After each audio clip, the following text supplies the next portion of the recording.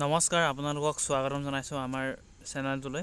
তো আসাম CM আমাৰ announce কৰিছে বহুতকেইটা আঁচনিৰ কথা, লগতে আপোনালোকৰ যোনখিনি চাকৰিৰ বিভিন্ন বিভাগত চাকৰি মুকলি কৰি দিয়াৰ কথা।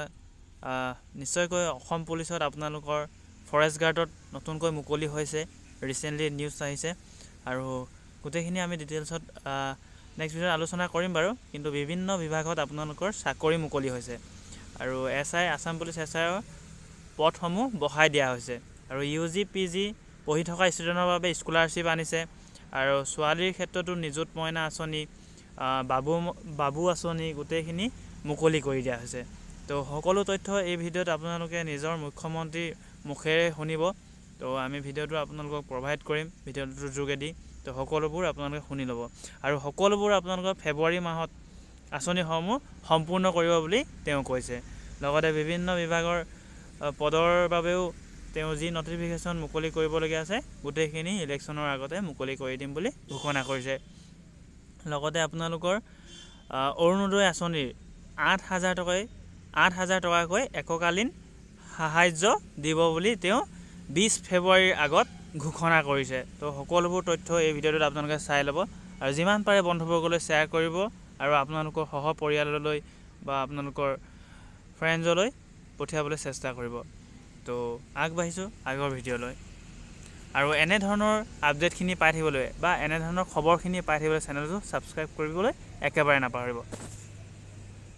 আত্মনিৰ্ভৰ অসম আঁচনি কেতিয়া বিতৰণ কৰিব, আৰু আমাৰ লগতে আৰু এটা প্ৰশ্ন মোক সুধি আছে যে গ্ৰেজুৱেট ল'ৰা ছোৱালীসকলক আমি যি এটা মাহেকীয়া স্কলাৰশ্বিপ দিবৰ কাৰণে মুখ্যমন্ত্ৰী জীৱন প্ৰেৰণা আঁচনি আৰম্ভ কৰিছিলোঁ, সেই আঁচনি কেতিয়াৰ পৰা আৰম্ভ হ'ব? ৰিচাৰ্চ স্কলাৰসকলৰ বাবে আমি যি আঁচনি গ্ৰহণ কৰিছিলোঁ সেই আঁচনি কেতিয়াৰ পৰা আৰম্ভ হ'ব? মই এটা এটাকৈ আটাইকেইটা আঁচনিৰ বিষয়ে আপোনালোকক জনাব খুজিছোঁ। সকলে ভাবিছে যে মই ক'ত আছোঁ, মই মোৰ কাৰ্যালয়ত আছোঁ, আৰু সেইকাৰণে মই আপোনালোকক আজি মোৰ কাৰ্যালয়টো মই ধুনীয়াকৈ দেখুৱাব চেষ্টা কৰিম। আমাৰ এটিকলি দুটি পাত, যাৰ জৰিয়তে অসমৰ চাহ শ্ৰমিকসকলক 200 বছৰীয়া সফলভাৱে উদ্যোগটি পৰিচালনা কৰাৰ বাবে আমি অভিনন্দন জনাম। এই কাৰ্যসূচীটো আমি অহা 25 জানুৱাৰী তাৰিখৰ পৰা আৰম্ভ কৰিম।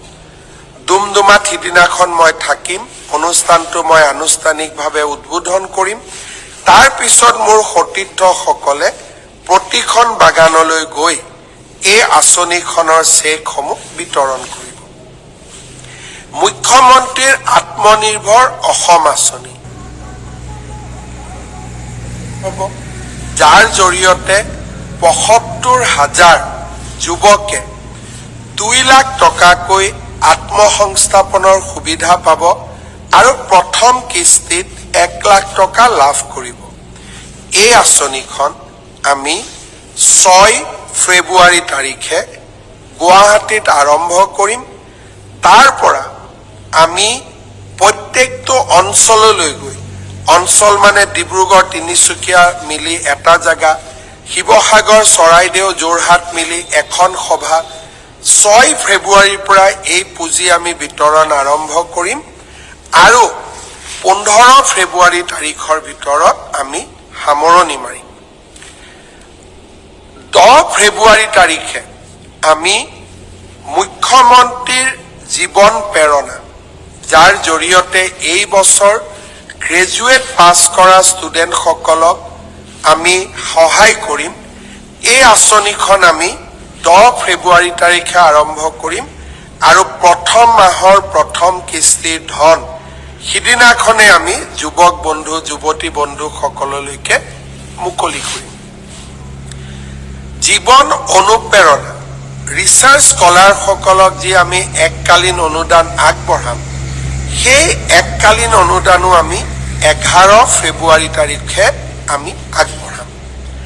আনহাতে আমাৰ আৰু এটা স্কিম আছে ফাৰ্মাৰ প্ৰডিউচাৰ কোম্পানী FPC সকলকো আমি এটা উদগনিমূলক অনুদান আগবঢ়োৱাৰ বাবে ঘোষণা কৰিছিলোঁ।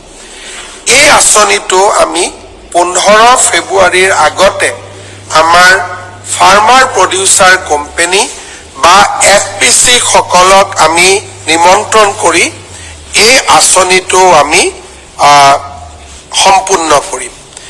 অৰ্থাৎ এটা এটাকৈ আমি আমাৰ যিমানবিলাক আমি আঁচনি ঘোষণা কৰিছিলোঁ এই গোটেইবিলাক আঁচনি আমি অহা 15 ফেব্ৰুৱাৰীৰ ভিতৰত আমি সামৰণি মাৰিম। 20 ফেব্ৰুৱাৰী তাৰিখে অসমৰ অৰুণোদয় হিতাধিকাৰীসকললৈ আমি 8,000 টকা এককালীনভাৱে আগবঢ়াম। শ্ৰদ্ধাৰ ৰাইজ, আৰু এটা মোক প্ৰশ্ন সুধি থকা হৈছে